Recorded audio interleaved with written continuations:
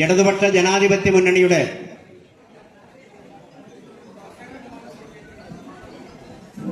തെരഞ്ഞെടുപ്പ് കൺവെൻഷനാണ് ഇന്നിവിടെ നടക്കുന്നത്. കുപ്പം ഗ്രാമപഞ്ചായത്തിലെ 20 വാർഡുകളിലെയും സ്ഥാനാർത്ഥികളുണ്ട്. അതുപോലെ തന്നെ നമ്മുടെ ബ്ലോക്ക് ഡിവിഷനിൽ നിന്നും മത്സരിക്കുന്ന സ്ഥാനാർത്ഥികൾ ഇവിടെ എത്തിച്ചേർന്നിട്ടുണ്ട്. ജില്ലാ ഡിവിഷനിൽ മത്സരിക്കുന്ന സ്ഥാനാർത്ഥികളും ഇവിടെ എത്തിച്ചേർന്നിട്ടുണ്ട്. ഈ തെരഞ്ഞെടുപ്പിന്റെ രാഷ്ട്രീയ പ്രാധാന്യത്തെക്കുറിച്ച് ഇവിടെ ഒട്ടേറെ നേതാക്കന്മാർ ഇവിടെ സംസാരിക്കാനുണ്ട്. അത്തരം രാഷ്ട്രീയ കാര്യങ്ങളിലേക്കും കിടക്കാൻ ഉദ്ദേശിക്കുന്നില്ല. കുപ്പം പഞ്ചായത്തിലെ തെരഞ്ഞെടുപ്പ് പ്രവർത്തനങ്ങൾക്ക് ഈ കൺവെൻഷനോടുകൂടി നമ്മൾ തെരഞ്ഞെടുപ്പിലേക്ക് ഇറങ്ങാൻ വേണ്ടി പോവുകയാണ്. അടുത്ത് നടക്കാൻ പോകുന്ന നിയമസഭാ തെരഞ്ഞെടുപ്പിന്റെ മുന്നോടിയായിക്കൊണ്ടുള്ള ത്രിതല പഞ്ചായത്ത് തെരഞ്ഞെടുപ്പാണ് ഈ ഡിസംബർ മാസം 11-ാം തീയതി നടക്കുന്നത്. നമുക്കറിയാം, കേരളത്തിൽ ഇടതുപക്ഷ ജനാധിപത്യ മുന്നണിയുടെ നേതൃത്വം കൊടുക്കുന്ന ഗവൺമെന്റ് 9.5 വർഷമായി കേരളത്തിൽ ക്ഷേമ പ്രവർത്തനങ്ങളും വികസന പ്രവർത്തനങ്ങളുമായി മുന്നോട്ട് പോകുന്നു. അതുപോലെ തന്നെ നമ്മുടെ പഞ്ചായത്തിൽ ഈ 5 വർഷക്കാലത്തിൽ 3.5 വർഷക്കാലം നടത്തിയ കുപ്പം ഗ്രാമപഞ്ചായത്തിലെ വികസന കാര്യങ്ങളും എടുത്തു പറയേണ്ട കാര്യങ്ങളാണ്. ഒട്ടേറെ വികസന പ്രവർത്തനങ്ങളുമായി കുപ്പം പഞ്ചായത്ത് നടത്തിയ വികസന പ്രവർത്തനങ്ങൾ ഇവിടെ ഓരോന്നോരോന്നായിട്ട് എണ്ണിപ്പറയേണ്ട ആവശ്യമില്ല. ഈ സന്ദേശങ്ങളെല്ലാം, ഈ പഞ്ചായത്തിൽ നടത്തിയ വികസന പ്രവർത്തനങ്ങളെല്ലാം ഈ കുപ്പം ഗ്രാമപഞ്ചായത്തിന്റെ 20 വാർഡുകളിലേക്കും ഇടതുപക്ഷ ജനാധിപത്യ മുന്നണിയുടെ പ്രവർത്തകർ ഈ സന്ദേശം എത്തിക്കും. ഭക്ഷണം, പാർപ്പിടം, ചികിത്സ, ഈ അടിസ്ഥാന കാര്യങ്ങൾ ലഭ്യമാക്കാത്ത 64,006 കുടുംബങ്ങൾ ഉണ്ടായിരുന്നു. അവർക്കത് ലഭ്യമാക്കി. ഇനി ഉണ്ടോ? ഇത്രയും ദിവസമായിട്ടൊരു മാധ്യമം കണ്ടെത്തിയിട്ടില്ല. വലിയ ഘോഷമായിരുന്നല്ലോ, അന്വേഷിച്ച് നടക്കേണ്ട എവിടെയെങ്കിലും ഉണ്ടോന്ന്. പക്ഷെ ഇന്ന് വരെ ശ്രദ്ധേയമായ രൂപത്തിൽ റിപ്പോർട്ട് നൽകാൻ വേണ്ടി ഒരു മാധ്യമത്തിനും കഴിഞ്ഞിട്ടില്ല. ഉണ്ടായേക്കാൻ ചിലപ്പോൾ ഒന്നോ രണ്ടോ കണ്ടെത്തി നമുക്ക് അവരെ മോചിപ്പിക്കാം. അങ്ങനെ ഏറ്റവും പുറകിൽ കിടക്കുന്ന ആൾക്കാരെ മോചിപ്പിക്കാം. ഈ 64,006 കുടുംബങ്ങളെ വേണമെങ്കിൽ അവഗണിക്കാമെന്നുണ്ടായിരുന്നു. പക്ഷെ ഇടതുപക്ഷം ചെയ്യില്ല, അവരാദ്യം പരിഗണിച്ചു. അതാണ് ഇടതുപക്ഷ രാഷ്ട്രീയം. അതുകൊണ്ട് ഇടതുപക്ഷ രാഷ്ട്രീയത്തിന് ഏറ്റവും അഭിമാനകരമായ വിജയമുണ്ടായ ഒരു സന്ദർഭത്തിലാണ് ഈ പഞ്ചായത്ത് നടക്കുന്നത്. എങ്ങനെ ഇവിടേക്ക് എത്തിയത്? അതിനൊരുപാട് കാര്യങ്ങൾ പറയാനുണ്ട്. നമ്മുടെ ക്ഷേമ പെൻഷൻ ഇന്ത്യയിൽ വേറെ ഇവിടെ ഇല്ലാത്ത ഒന്നാണ്. 1980 സഖാവ് ഇ കെ നായനാരാണ് കർഷക തൊഴിലാളികൾക്ക് പെൻഷൻ വേണമെന്ന് തീരുമാനിച്ചത്. നോക്കൂ, അന്ന് ഇന്ത്യയിൽ വേറെ ഇവിടെ ഇതില്ല, ഇന്നുമില്ല കേട്ടോ. മാഷന്മാർക്ക് പെൻഷനുണ്ട്, പോലീസുകാർക്ക് പെൻഷനുണ്ട്, ഉദ്യോഗസ്ഥർക്ക് പെൻഷനുണ്ട്. എന്തുകൊണ്ട് മണ്ണിൽ പണിയെടുക്കുന്ന തൊഴിലാളിക്ക് പെൻഷനില്ല? അങ്ങനെ ആലോചിക്കാൻ ഇടതുപക്ഷത്തിനേ കഴിയൂ. പാവങ്ങളെ പക്ഷം പിടിക്കുന്നവർക്കേ കഴിയൂ. 45 രൂപ പെൻഷൻ കൊടുത്തു. അന്ന് പ്രതിപക്ഷ നേതാവായ കരുണാകരൻ പറഞ്ഞു, ഈ കാശ് വെറുതെയാണ്, ഇത് കടൽക്ഷാപ്പ് ചെലവഴിക്കേണ്ടതാണ്. പെൻഷനോടുള്ള കോൺഗ്രസിന്റെ സമീപനം അന്ന് മുതൽ ഇന്നേ വരെ തുടരുക. ഇപ്പോഴെന്താ പറഞ്ഞത്? തെരഞ്ഞെടുപ്പ് കാലത്ത് കൊടുക്കുന്ന കൈക്കൂലിയാണ് പെൻഷൻ എന്നാണ്. എന്തിന് 2,000 രൂപ വർദ്ധിപ്പിച്ചു? ഇതുകൊണ്ട് കൊടുക്കാൻ വേണ്ടി കഴിഞ്ഞു, വരാൻ വേണ്ടി പോകുന്ന ബാധ്യതയല്ലേ എന്ന് സന്ദേശം ചോദിക്കുന്നത്. എന്ന് പറഞ്ഞാൽ അർത്ഥം കോൺഗ്രസ് വന്നാൽ ഈ പെൻഷൻ കൊടുക്കാൻ പോകുന്നത് ഇപ്പൊ തന്നെ പറഞ്ഞു വയ്ക്കുകയാണ് അല്ലേ? ഇത് വോട്ടർമാർക്ക് കൊടുക്കുന്ന കൈക്കൂലിയാണ്. ഇത് വലിയ ബാധ്യത ഗവൺമെന്റ് ഉണ്ടാക്കാൻ വേണ്ടി പോണത് ഇതാണോ പറയേണ്ടത്? ഇങ്ങനെ സമീപിക്കുന്ന ഒരു കൂട്ടർ അധികാരത്തിൽ വന്നാൽ ഈ പെൻഷന്റെ അവസ്ഥ എന്താണെന്ന് ഇപ്പൊ ആലോചിച്ചൂടെ? ആ 45 രൂപ പെൻഷൻ പിന്നെ 120 രൂപയാക്കിയത് ഇ കെ നായനാരാണ്. ഉമ്മൻചാണ്ടിയോ എ കെ ആന്റണിയോ കെ കരുണാകരനോ ഒരു പൈസ കൂട്ടിയില്ല, 120 രൂപയാക്കി. ആ 120 രൂപ പിന്നീട് 500 രൂപയാക്കിയത് വി എസ് അച്യുതാനന്ദനാണ്.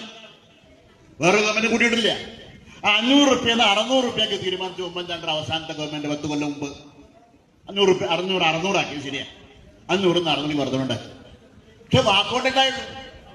അന്ന് പറയാറുണ്ട്, കല്യാണത്തിന് പെങ്ങൾക്കുള്ള മാല എന്താ കേട്ടോ തന്നെ ഉള്ളൂ പറയാറുണ്ട്. എന്നിട്ട് ഈ പറച്ചിലേ ഉള്ളൂ എന്നാണ്. എന്നതുപോലെ ഉമ്മൻചാണ്ടിയുടെ പറച്ചിലേ ഉണ്ടായുള്ളൂ. 500 600 ആക്കി പ്രഖ്യാപിച്ചു. 18 മാസം ഒരു പൈസ കൊടുത്തില്ല, ഈ 500 ഉൾപ്പെടെ കൊടുത്തില്ല. ആ 18 മാസത്തെ പെൻഷൻ കൊടുത്താരാ? പിന്നെ വന്ന സഖാവ് പിണറായി ഗവൺമെന്റ്.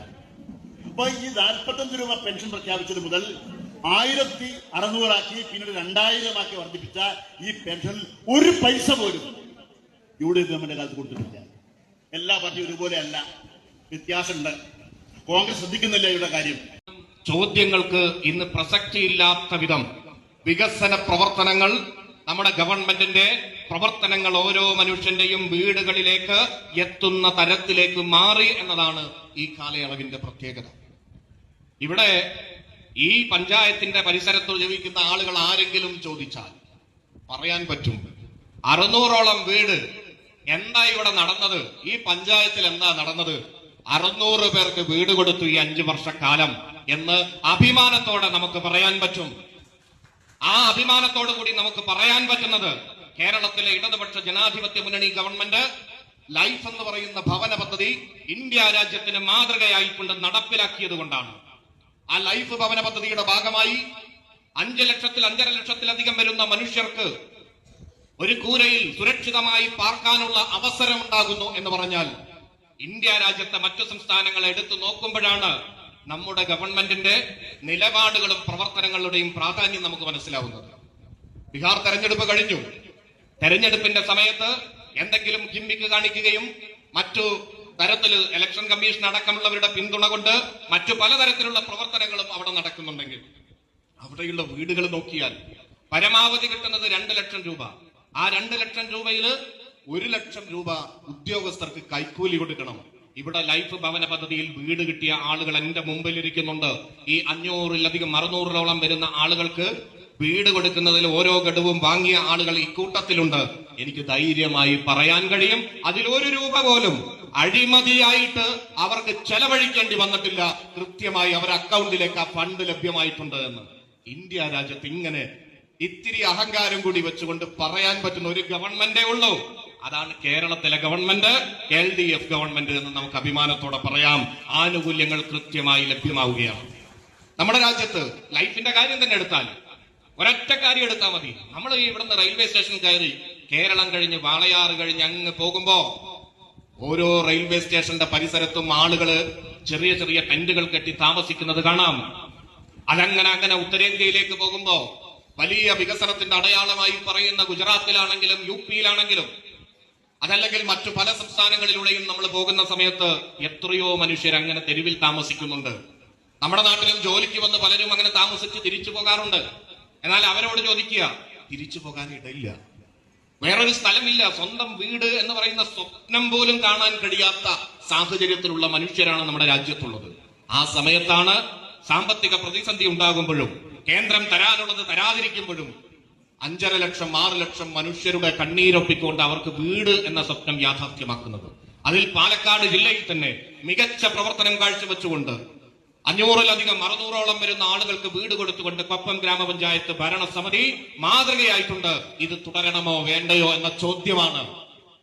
നിങ്ങൾക്ക് പറയാം, ഇവിടെ വേറെ രാഷ്ട്രീയ പാർട്ടികളും ഭരിച്ചിരുന്ന കാലമുണ്ട്. എത്ര വീട് കൊടുത്തു ചോദിക്കണം. അപ്പോഴാണ് മനസ്സിലാവുക 5 വീട് 10 വീടൊക്കെയാണ് 5 കൊല്ലം കൊണ്ട് കൊടുത്തതെങ്കിൽ ഈ 600 വീടുകൾ ചെറിയതല്ല. ഡയാലിസിസ് രോഗികൾക്ക് 4000 അവർക്ക് ആനുകൂല്യങ്ങൾ കൊടുക്കുന്നു. മാത്രമല്ല നമ്മുടെ നിരവധിയായിട്ടുള്ള ആനുകൂല്യങ്ങൾ, പെൻഷൻ, അല്ലേ? എന്താ ഈ നാട്ടിൽ നടക്കുന്നത് എന്ന് ഇവിടുത്തെ പ്രായമുള്ള ആളുകളോട് ചോദിക്കാൻ പറ്റുമോ? നേരത്തെ UDF അധികാരത്തിൽ വന്നാൽ ലൈഫ് ഭവന പദ്ധതി പിരിച്ചുവിടുമെന്നാണ് പറഞ്ഞത്. അങ്ങനെയാണെങ്കിൽ ഈ 600 പേർക്ക് വീടുണ്ടാവില്ലായിരുന്നു. പക്ഷേ അത് ജനങ്ങൾ തീരുമാനിച്ചു, LDF തുടർന്നു, അതുകൊണ്ട് അത് കിട്ടി. അതേപോലെ തന്നെ പെൻഷൻ ഇല്ലാതെയാക്കും. ഇങ്ങനെയൊക്കെ ആനുകൂല്യങ്ങൾ കൊടുക്കണോ എന്നാ ചോദിക്കുന്നത്. 600 രൂപ പെൻഷൻ ഓർമ്മയുണ്ടോ? നമ്മൾ പലപ്പോഴും വേഗം മറക്കുന്ന മനുഷ്യരാണ്. 2016 ഒരു വിദ്യാർത്ഥിയായിട്ടാണ് ഞാൻ തെരഞ്ഞെടുപ്പിനെ അഭിമുഖീകരിക്കാൻ വരുന്നത്. ആ സമയത്ത് ഒരുപാട് കാര്യങ്ങളൊന്നും അറിയില്ല. നന്നായി ജനങ്ങൾക്ക് വേണ്ടി എന്തെങ്കിലും പ്രവർത്തിക്കണം എന്ന് മാത്രമാണ് അറിയുന്നത്. അതുമായി ബന്ധപ്പെട്ട് സ്ഥാനാർത്ഥിയായി വരുന്ന സമയത്ത് പ്രായമായ അമ്മമാര്, ഉമ്മമാര്, അതുപോലെ തന്നെ പ്രായമുള്ള മറ്റു ആളുകള് അവരൊക്കെ തന്നെ വന്ന് കൈപിടിച്ചുകൊണ്ട് സ്ഥാനാർത്ഥിയായ എന്നോട് പറയുന്നത് എനിക്ക് ഓർമ്മയുണ്ട്. എന്താണ്? ആ പെൻഷൻ ഉണ്ടല്ലോ, ഒരുപാട് കാലമായി അത് പിടിച്ചു വെച്ചിരിക്കുകയാണ്, ഞങ്ങൾക്ക് കിട്ടിയിട്ടില്ല. 600 രൂപയാണ് പെൻഷൻ. 18 മാസമാണ്. ഇപ്പൊ 18 മാസമാണോ ആളുകൾ പെട്ടെന്ന് മറക്കും എന്നുള്ളത് കൊണ്ട് അതിപ്പോ ചർച്ചയാക്കുക. 18 മാസമൊക്കെ ഉണ്ടോ എന്ന് ചോദിക്കുകയാണ്. ആരോടാ ചോദിക്കുന്ന? അനുഭവിച്ച മനുഷ്യരോടാണ്. അവര് ഇങ്ങനെ ചോദിക്കുന്ന സമയത്ത് ഇടതുപക്ഷ ജനാധിപത്യ മുന്നണിയുടെ പ്രകടന പത്രികയിൽ എഴുതി വെച്ചിട്ടുണ്ട് പെൻഷൻ ഇരട്ടിയാക്കുകയും വീടുകളിൽ എത്തിക്കുകയും ചെയ്യും എന്ന്. പെൻഷൻ വർദ്ധിപ്പിക്കുമെന്ന് ഉറപ്പ് നൽകുകയും അത് കൃത്യമായി ആളുകളുടെ വീട്ടിലെത്തിക്കുമെന്ന് ഇടതുപക്ഷ ജനാധിപത്യ മുന്നണി പറയുന്നു, പ്രകടന പത്രികയിൽ പറയുന്നു. വിനയേട്ടനുണ്ട്, അന്ന് ഉണ്ണിയേട്ടനുണ്ട്, ദാസേട്ടൻ, ഞങ്ങളെല്ലാവരും തെരഞ്ഞെടുപ്പിന്റെ പ്രചരണ യോഗങ്ങളിൽ ആളുകൾ ഇത് പറയുമ്പോൾ മൈക്കിലും അല്ലാതെയും പറയാറുണ്ട്. അത് ഇടതുപക്ഷ ജനാധിപത്യ മുന്നണി വന്നാൽ വർദ്ധിപ്പിക്കുകയും വീടുകളിൽ എത്തുകയും ചെയ്യുമെന്ന്. പലരും കളിയാക്കിയത് പ്രകടന പത്രിക എന്ന് പറയുന്നത് തെരഞ്ഞെടുപ്പിൽ അധികാരത്തിലേറാനുള്ള ഒരു വെറും കടലാസായി, വെറും വാഗ്ദാനമായി തുടരുന്നതാണ് എന്ന് തോന്നിപ്പിക്കുന്നതായിരുന്നു പലർക്കും പ്രകടന പത്രിക. എങ്കിൽ ഇടതുപക്ഷ ജനാധിപത്യ മുന്നണിക്ക് അങ്ങനെയല്ല. പ്രകടന പത്രിക ജനങ്ങളോട് പറയാനുള്ളത് ജനങ്ങളുടെ വിശ്വാസം ആർജിച്ച് അധികാരത്തിൽ വന്നാൽ നടപ്പിലാക്കാനുള്ളതാണെന്ന് തെളിയിച്ചുകൊണ്ടാണ് പിണറായി വിജയൻ ഗവൺമെന്റ് വന്നതിന് ശേഷം പെൻഷൻ ഇരട്ടിയാക്കി എന്ന് മാത്രമല്ല, കൃത്യമായി പെൻഷൻ കുടിശ്ശികയില്ലാതെ ആളുകൾ. നേരത്തെ ഇവിടെ സഖാക്കൾ സൂചിപ്പിച്ചതുപോലെയുള്ള ഈ പൊതുരാഷ്ട്രീയ സാഹചര്യത്തിൽ ഇടതുപക്ഷ ജനാധിപത്യ മുന്നണിക്ക് അനുകൂലമായ ജനവിധി ഉണ്ടാകുന്നതിന് വേണ്ടിയുള്ള ഏറ്റവും നല്ല കാൻഡിഡേറ്റ്സിനെയാണ്, സ്ഥാനാർത്ഥികളെയാണ് ഈ പഞ്ചായത്തിലെ ഓരോ വാർഡ് കമ്മിറ്റിയും ഗൗരവമായി ചർച്ച ചെയ്ത് തീരുമാനിച്ചിട്ടുള്ളത്. അപ്പൊ അവരെ പരിചയപ്പെടുത്തുന്ന ഒരു ചടങ്ങാണ് ഇവിടെ നടക്കാൻ പോകുന്നത്. ഓരോ സഖാവിനെയും നമ്മുടെ MLA തന്നെയാണ് ഹാരമണിയിച്ച് സ്വീകരിക്കുന്നത്. 1-ാം വാർഡിൽ മത്സരിക്കുന്നത് അറിയാം, നമുക്ക് പുലാശ്ശേരി പ്രദേശമാണ്. അവിടെ മത്സരിക്കുന്നത് സഖാവ് T ഉണ്ണികൃഷ്ണനാണ്. നമ്മുടെ പഞ്ചായത്ത് പ്രസിഡന്റിനെ ഞാൻ പരിചയപ്പെടുത്തേണ്ട ആവശ്യമില്ല. കഴിഞ്ഞ 5 കൊല്ലക്കാലത്തിനിടയിലെ 4 കൊല്ലക്കാലം ഇന്നേ വരെ നേടിയിട്ടില്ലാത്ത വികസന പ്രവർത്തനങ്ങൾക്ക് നമ്മുടെ പഞ്ചായത്ത് നേതൃത്വം കൊടുത്ത സഖാവാണ് ഉണ്ണികൃഷ്ണൻ. നിരവധിയായ പ്രതിബന്ധങ്ങൾ ഉണ്ടായിട്ടുണ്ട് ഇക്കഴിഞ്ഞ 5 കൊല്ലക്കാലത്തിനിടയിൽ. നമ്മുടെ പഞ്ചായത്ത് ഭരണസമിതിയെ അട്ടിമറിക്കാൻ വേണ്ടി RSSനെ കൂട്ടുപിടിച്ച് ലീഗ് നടത്തിയ പ്രവർത്തനങ്ങൾ, അതിനെതിരായിക്കൊണ്ട് കോൺഗ്രസിലെ തന്നെ ഒരു മതേതരവാദി, ഒരു പഞ്ചായത്ത് അംഗം നമ്മുടെ കൂടെ വന്നത്, അങ്ങനെ ഒരുപാട് പ്രതിസന്ധികളെ നേരിട്ടുകൊണ്ടാണ് ഈ പഞ്ചായത്തിൽ ഈ വികസന പ്രവർത്തനങ്ങളെല്ലാം നടത്തിയിട്ടുള്ളത്. അത് നേതൃത്വം കൊടുത്തയാളാണ് സഖാവ് ഉണ്ണി. നമുക്കറിയാം, കൊപ്പൺ ടൗൺ നവീകരണം എന്തായിരുന്നു, കൊപ്പൺ അങ്ങാടി മാത്രമല്ല എവിടെ ചെന്നാലും. ഇപ്പൊ പട്ടാമ്പി ടൗൺ നവീകരണം ചെന്നപ്പോഴേക്കും കോടതിയായി, വ്യവഹാരങ്ങളായി, നിയമക്കുരുക്കായി. പക്ഷെ കൊപ്പത്ത് നിരവധി വ്യാപാര സ്ഥാപനങ്ങൾക്ക് നഷ്ടം സംഭവിച്ചിട്ടുണ്ട്, വ്യാപാരികൾക്ക് നഷ്ടം സംഭവിച്ചിട്ടുണ്ട്, നിരവധിയായിട്ടുള്ള എതിർപ്പുകൾ ഉണ്ടായിട്ടുണ്ട്. പക്ഷേ അത്തരം എല്ലാ എതിർപ്പുകളെയും അവരെ ചേർത്ത് പിടിച്ചുകൊണ്ട്, അവരെ ശത്രുപക്ഷത്ത് നിർത്തിക്കൊണ്ടല്ല, അവരെ ചേർത്ത് പിടിച്ചുകൊണ്ട് ഈ ടൗണിന്റെ വികസനം യാഥാർത്ഥ്യമാക്കാൻ വേണ്ടി അഹോരാത്രം, രാത്രിയും പകലും ഭേദമില്ലാതെ പണിയെടുത്തിട്ടുള്ള ഒപ്പത്തിന്റെ മുഖച്ഛായ മാറ്റിയ പ്രവർത്തനങ്ങൾ നേരത്തെ പറഞ്ഞു. നമ്മുടെ പഞ്ചായത്ത് പദ്ധതി വിനിയോഗത്തിൽ കേരളത്തിൽ 5-ാം സ്ഥാനത്താണ്. 941 പഞ്ചായത്ത്, 14 ജില്ലാ panchayat, 152 block panchayat, 6 corporation, 87 municipality. ഇതെല്ലാം എടുത്താൽ 5-ാം സ്ഥാനം നമ്മുടെ കൊപ്പത്ത്. പാലക്കാട് ജില്ലയിലെ 88 പഞ്ചായത്തുകള്, മുനിസിപ്പാലിറ്റികള്, ബ്ലോക്ക് പഞ്ചായത്തുകള്, അതിലെടുത്താൽ 1-ാം സ്ഥാനം നമ്മുടെ കൊപ്പത്തിന്. മാത്രമല്ല നമ്മുടെ ജില്ലയിൽ ഏറ്റവും അധികം ആളുകൾക്ക് വീട് കൊടുത്ത പഞ്ചായത്തിനുള്ള അവാർഡ് ലഭിച്ചത് നമ്മുടെ പഞ്ചായത്തിനാണ്.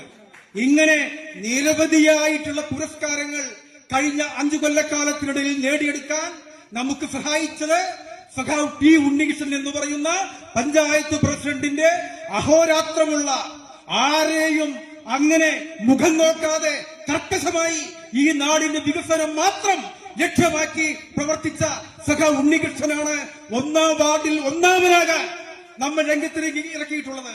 നമുക്ക് 1-ാം വാർഡ് നമ്മൾ ജയിക്കുന്ന വാർഡല്ല, നമ്മൾ ഇന്നേ വരെ ജയിക്കാത്ത വാർഡാണ്. കഴിഞ്ഞ തവണ നിസ്സാര വോട്ടുകൾക്കാണ് നാം പരാജയപ്പെട്ടത്. അവിടെ കളം പിടിക്കാൻ വേണ്ടി സഖാവ് ഉണ്ണികൃഷ്ണനെ ഇടതുപക്ഷ ജനാധിപത്യ മുന്നണിയുടെ കൊപ്പം പഞ്ചായത്ത് കമ്മിറ്റി അവതരിപ്പിക്കുകയാണ്.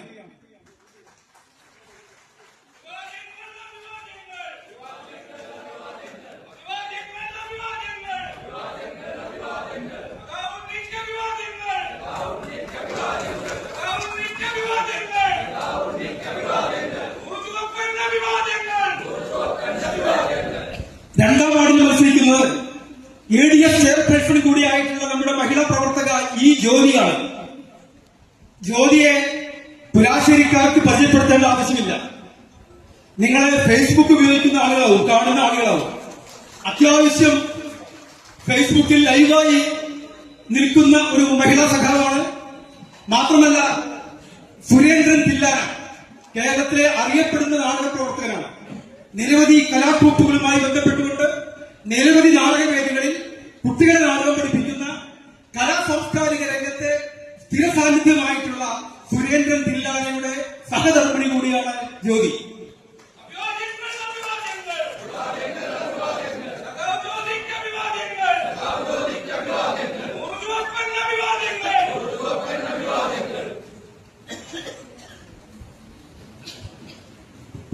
മൂന്നാം വാർഡിൽ മത്സരിക്കുന്നത് സഖാവ് റിഫാസാണ്.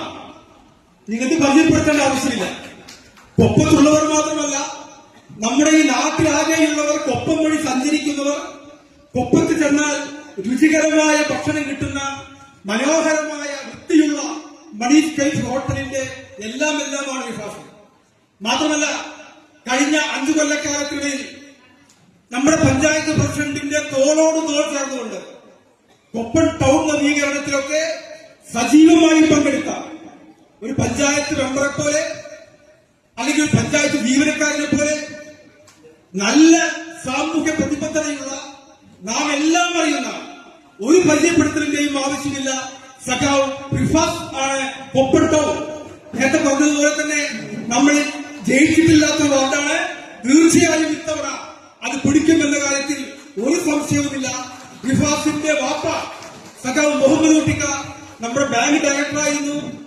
മൂത്താപ്പ സഖാവ് മൊയ്തീൻ കുട്ടിക്ക നമ്മുടെ പഞ്ചായത്ത് അംഗമായിരുന്നു. അങ്ങനെ അടിമുടി കമ്മ്യൂണിസ്റ്റായ സഖാവ് റിഫാസ്.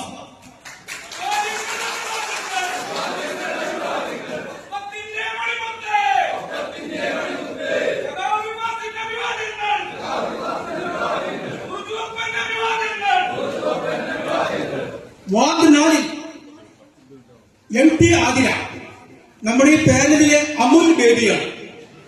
നല്ല വിദ്യാസമ്പന്നയായിട്ടുള്ള, നല്ല ചുറുചുറുക്കുന്ന, ഒരു വാർഡ് മാത്രമല്ല ഒരു ഗ്രാമമാകെ നയിക്കാൻ കെൽപ്പുള്ള സഖാവാണ് ആതിര.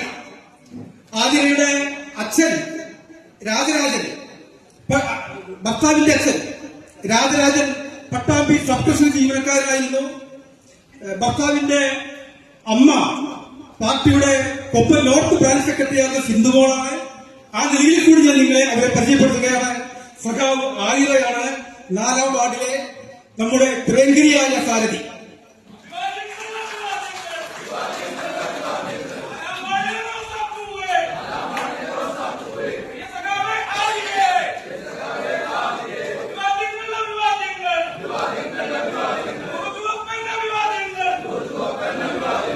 അഞ്ചാം വാർഡിൽ സഖാവ് AP ബിന്ദു. ഞാൻ പറയേണ്ട ആവശ്യമില്ല, കൊപ്പൻ ടൗണിൽ വന്നാൽ സദാസമയവും പഞ്ചായത്തുമായി ബന്ധപ്പെട്ടുകൊണ്ട് നിങ്ങൾ കാണുന്ന ഒരു മുഖമാണ്. മഹിളാ അസോസിയേഷന്റെ കൊപ്പം മേഖലാ പ്രസിഡന്റാണ്. നമുക്കൊക്കെ രുചികരമായ ഭക്ഷണം ഉണ്ടാക്കി തരുന്ന ഒരു സ്ഥാപനത്തിന്റെ നടത്തിപ്പുകാരിയാണ്. സഖാവ് ബിന്ദുവിനെയാണ് നമ്മുടെ 5ാം വാർഡിൽ പട്ടികജാതി വനിതാ മണ്ഡലമാണ് അവിടെ മത്സരിപ്പിക്കുന്നത്. കുടുംബശ്രീ പ്രവർത്തകയാണ്.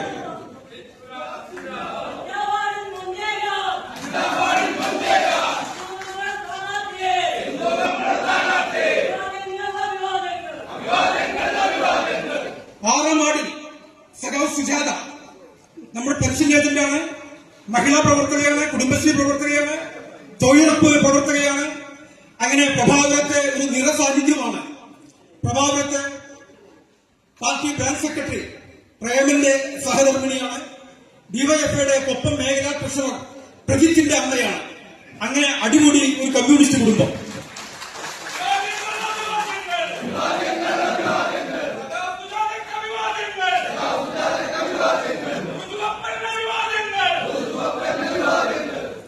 ഏഴാം വാർഡ് മണ്ണേങ്കോട്, അവിടെ സഖാവ് രമണി CDF ചെയർപേഴ്സണാണ്. ഒപ്പത്ത് വില്ലേജ് കൃഷിഭവനൊക്കെ ബന്ധപ്പെട്ടുകൊണ്ട് സദാസമയവും ടൗണിലെ നിറസാന്നിധ്യമാണ്. പട്ടികജാതി ജനറൽ സീറ്റിലാണ് വനിത മത്സരിക്കുന്നത്. രമണിയെ വളരെ സ്നേഹത്തോടുകൂടി സ്വാഗതം ചെയ്യുകയാണ്.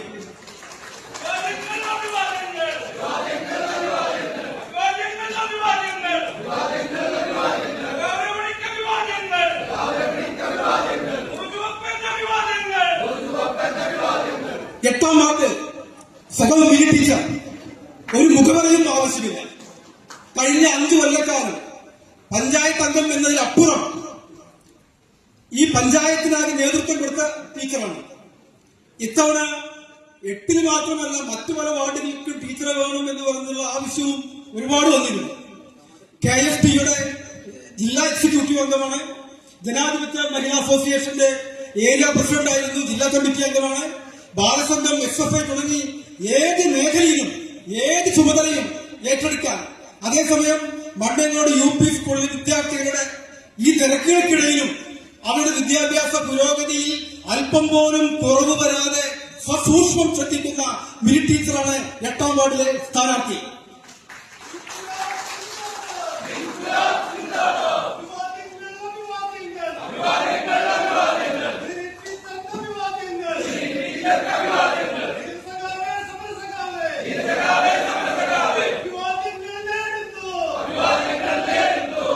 ഒമ്പതാം വാർഡ് സഖാവ് വനിത കൃഷ്ണകുമാർ 2015-20 സ്റ്റാൻഡിംഗ് കമ്മിറ്റി ചെയർപേഴ്സൺ എന്ന നിലയിൽ നല്ല സേവനം നടത്തിയിട്ടുള്ള വനിത കൃഷ്ണകുമാറാണ് എറയൂരിൽ നമ്മൾ മത്സരിപ്പിക്കുന്നത്.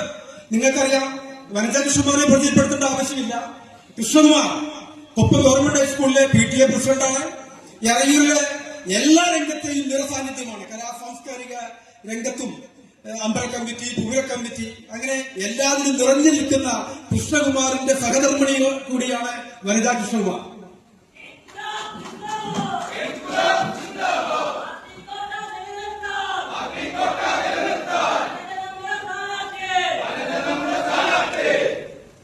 പത്താം വാർഡ് നെടുമ്പ്രക്കാട് സഖാവ് V മുരളി അറിയാൻ നമുക്ക് 2005-2010 ഈ പഞ്ചായത്തിൽ ദയനീയമായ പരാജയം നാം ഏറ്റുവാങ്ങിയ ഒരു കാലഘട്ടമായിരുന്നു.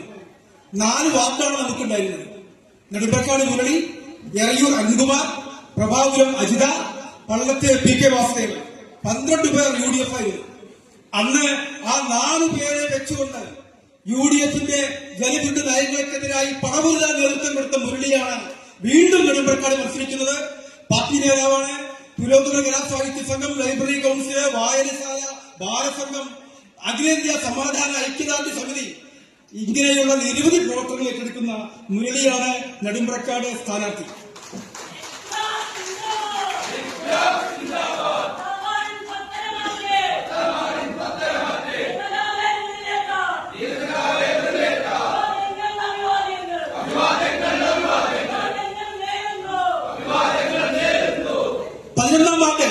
സഖാവ് CT മുജീബ് റഹ്മാൻ കിഴക്കേക്കരയാണ്. നമുക്ക് 2010-ലെ തെരഞ്ഞെടുപ്പിൽ ഒരു 350 വോട്ടിന് ലീഗ് ജയിക്കുന്ന ലീഗിന്റെ പഞ്ചായത്തിലെ ഏറ്റവും പ്രമുഖനായ പഞ്ചായത്ത് പ്രസിഡന്റിനെ 25-ൽ താഴെ വോട്ടുകൾക്ക് മാത്രമാണ് ആ സഖാവിന്റെ സാന്നിധ്യം കൊണ്ട് അദ്ദേഹത്തിന് ജയിക്കാനായത്. 300ഓളം വോട്ട് ലീഡ് ചെയ്യുന്ന കേന്ദ്രമാണ്. അവിടുത്തെ പാർട്ടിയുടെ നിറസാന്നിധ്യമാണ്. ജീവകാരുണ്യ പ്രവർത്തകനാണ്. സഖാവ് CT മുജീബ് റഹ്മാനാണ്. പാർട്ടി ഒറ്റ കമ്മിറ്റി അംഗം കൂടിയാണ് അവിടെ മത്സരിക്കുന്നത്. മുജീബിനെ സ്വാഗതം ചെയ്യുകയാണ്.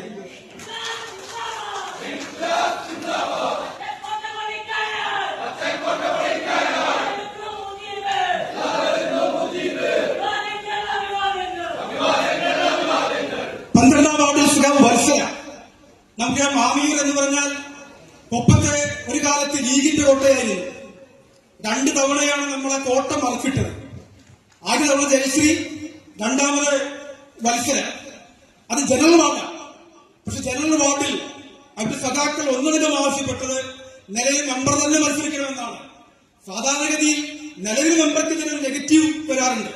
അതൊന്നും അവിടെ ബാധകമല്ലാത്ത നിലയിൽ 5 കൊല്ലക്കാലം ആ വാർഡിനെ ചേർത്ത് പിടിച്ച വത്സല നിലവിൽ മെമ്പറാണ്. വത്സലയെയാണ് നമ്മൾ ആമയൂരിൽ മത്സരിപ്പിക്കുന്നത്. മഹിളാ അസോസിയേഷന്റെ പ്രവർത്തകയാണ്.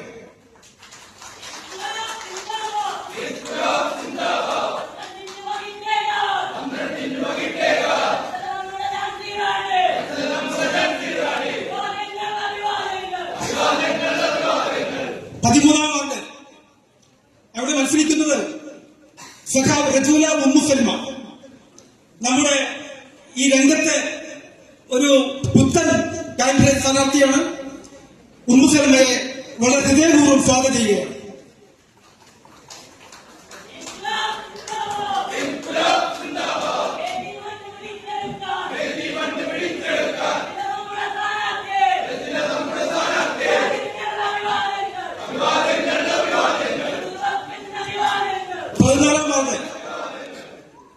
സൗമ്യൻ പുത്തക്കുളം, അത് പാർട്ടി ജനറൽ സെക്രട്ടറിയാണ്, പെൻഷൻ ഏജന്റാണ്.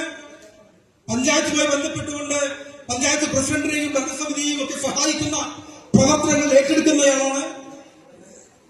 പൂർണ്ണമായും പുത്തൻകുളം പ്രദേശത്ത് സജീവ സാന്നിധ്യമായിട്ടുള്ള ചെറുപ്പക്കാരനായിട്ടുള്ള സഖാവ് മണികണ്ഠനെ സ്വാഗതം ചെയ്യുകയാണ്.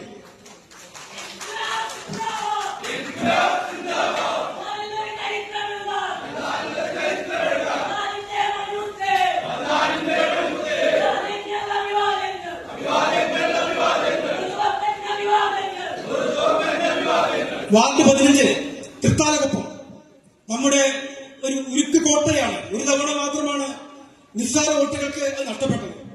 അവിടെ മത്സരിക്കുന്നത് ഞാൻ പരിചയപ്പെടുത്തേണ്ട പാർട്ടിയുടെ ലോക്കൽ കമ്മിറ്റി സെക്രട്ടറി തന്നെയാണ്, ആമയൂർ ലോക്കൽ കമ്മിറ്റി സെക്രട്ടറി. നമുക്കറിയാം, ഡിവൈഎഫ്ഐ രംഗത്തിലൂടെ പ്രവർത്തനത്തിൽ വന്ന് ഡിവൈഎഫ്ഐയുടെ ബ്ലോക്ക് ട്രഷററായി പ്രവർത്തിച്ച് ഇപ്പൊ ലോക്കൽ കമ്മിറ്റി സെക്രട്ടറിയായി നിരവധിയായ ജീവകാരുണ്യ പ്രവർത്തനങ്ങൾക്ക് നേതൃത്വം കൊടുക്കുന്ന ക്ലബ്ബ്, വായനശാല, ലൈബ്രറി കൗൺസില്, സാംസ്കാരിക രംഗത്ത്, ശാസ്ത്രസാഹിത്യ പരിഷത്തിന്റെ രംഗത്ത് അങ്ങനെ നിറസാന്നിധ്യമായ മുഴുവൻ സമയ പ്രവർത്തകരായി ജോലി പോലും ഉപേക്ഷിച്ച് നിൽക്കുന്ന സഖാവ് രാജൻ ആണ് തൃത്താലകൊപ്പത്ത് മാറ്റൊരുക്കുന്നത്. സഖാവ് രാജനെ ഹൃദയപൂർവ്വം സ്വാഗതം ചെയ്യുകയാണ്.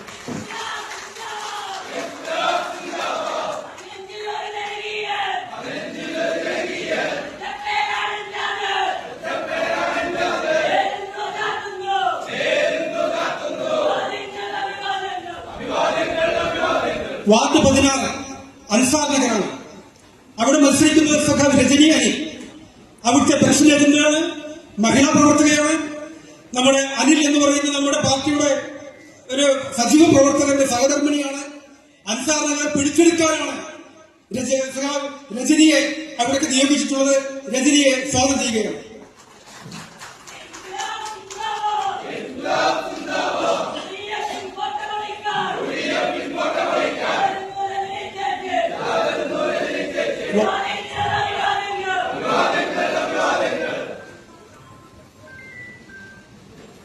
അടുത്തത് 17 മേൽമുറി CDSന്റെ വൈസ് ചെയർപേഴ്സണാണ്.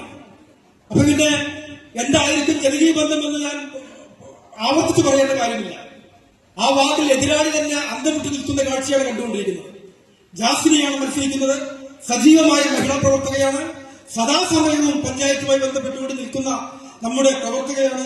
ജാസ്മിയെ സ്വാഗതം ചെയ്യുകയാണ്.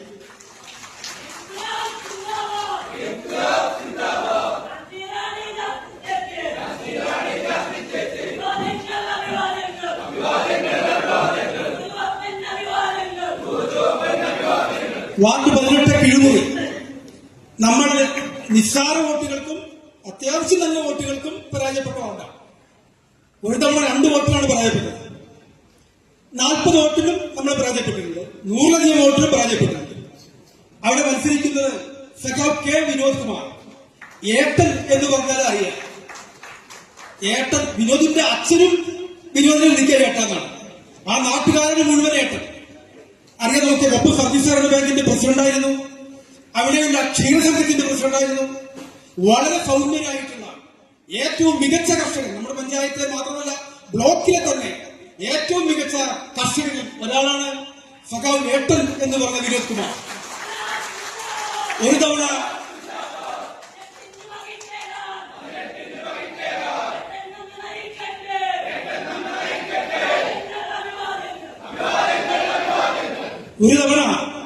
നമ്മുടെ ലീഗിന്റെ പഞ്ചായത്ത് പ്രസിഡന്റിന്, ലീഗിന്റെ എല്ലാ പഞ്ചായത്ത് പ്രസിഡന്റ് പല സ്ഥലങ്ങളിലും പലപ്പോഴും മാറി മാറി മത്സരിക്കുന്നയാളാണ്.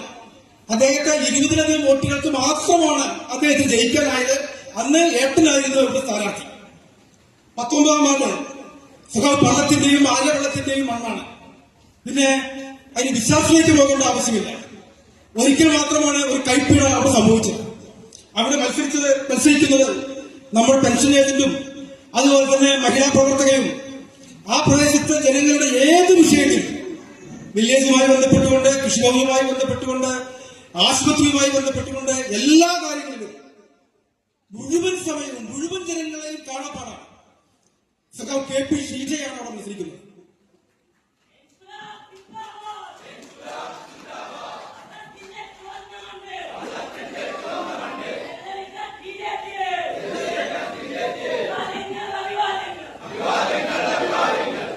ഇരുപതാം വാർഡ് സഖാവ് എസ് ഇബ്രാഹിം കുട്ടി.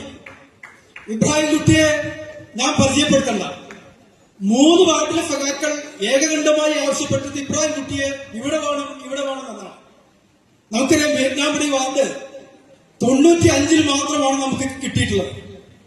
അതിനു മുമ്പോ ശേഷമോ ആ വാർഡ് നമുക്ക് കിട്ടിയിട്ടില്ല. പിന്നീട് 2015 സഖാവ് ഇബ്രാഹിം കുട്ടിയെ ഞങ്ങൾക്ക് കണ്ടെത്തുകയായിരുന്നു. ഞാനും ഏട്ടൻ ഉൾപ്പെടെയുള്ള സഖാക്കളെ കണ്ടെത്തി ഉജ്ജ്വലമായ വിജയം. 300 വോട്ടുകൾക്കൊക്കെ പരാജയപ്പെടുന്ന ലീഗിന്റെ കോട്ടയിലാണ് 150ലധികം വോട്ടുകൾക്ക് ഇബ്രാഹിം കുട്ടി ജയിച്ചു വരുന്നത്.